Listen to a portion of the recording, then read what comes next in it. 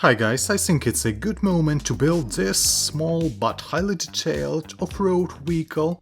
It's German RSO Raupenschlepper Ost with advanced track links.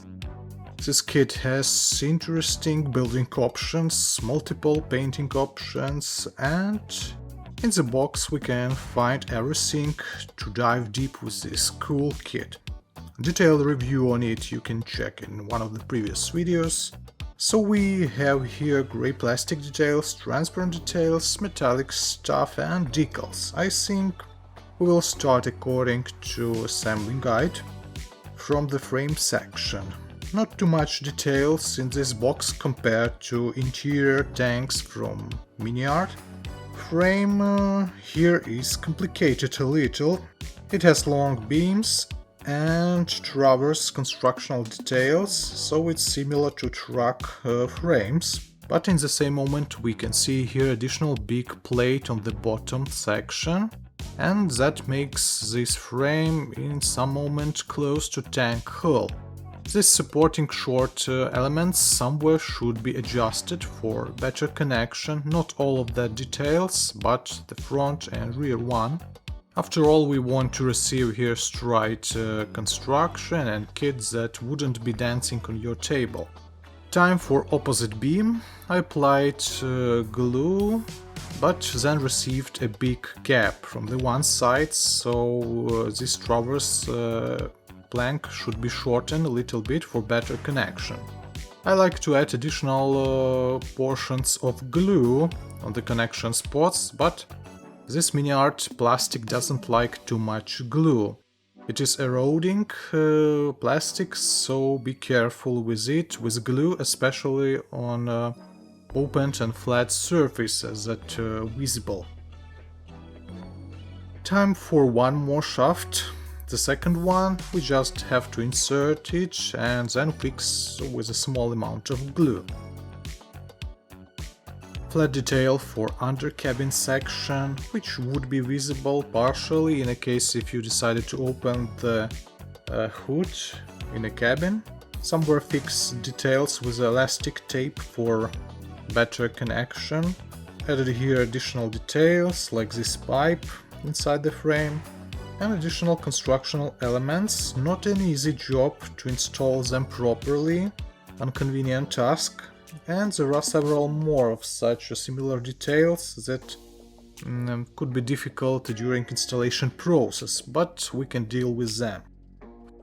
Front section here would be covered with additional armor plate and some of the details left hidden there. From the rear side we have to install the bridge, highly detailed part here.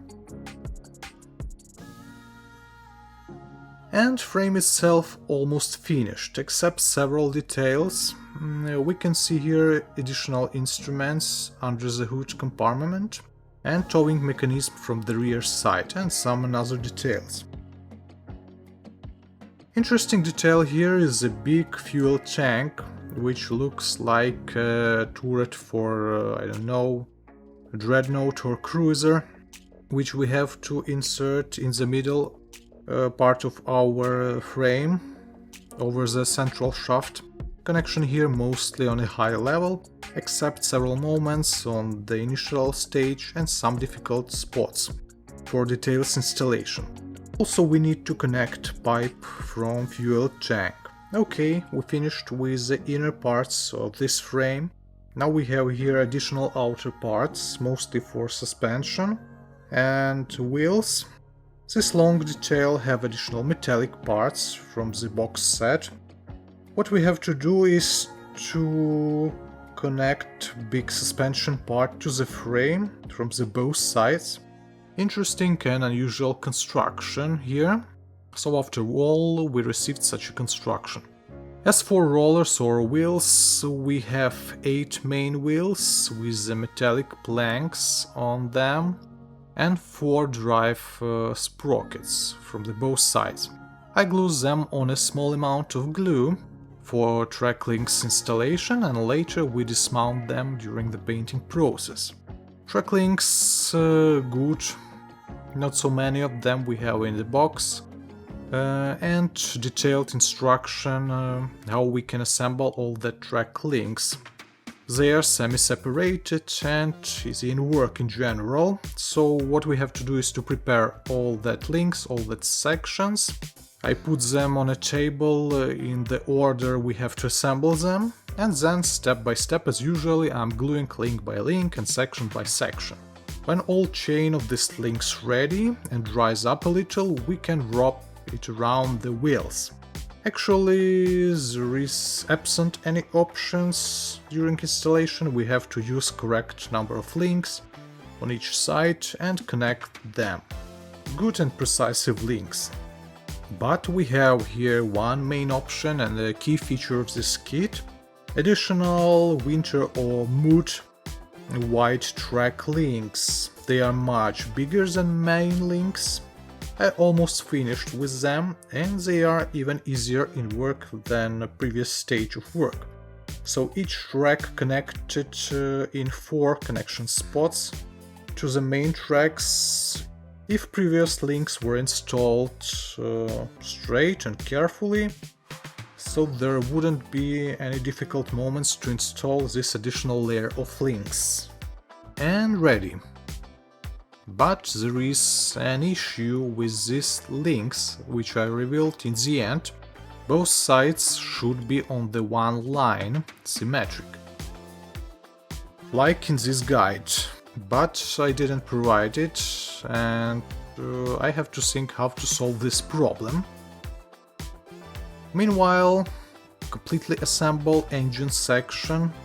That engine and transmission have a lot of parts, but we built them according to instruction, and we can without a glue insert this engine section here in the front part of the frame, and later if we need we can dismount it for painting works as well.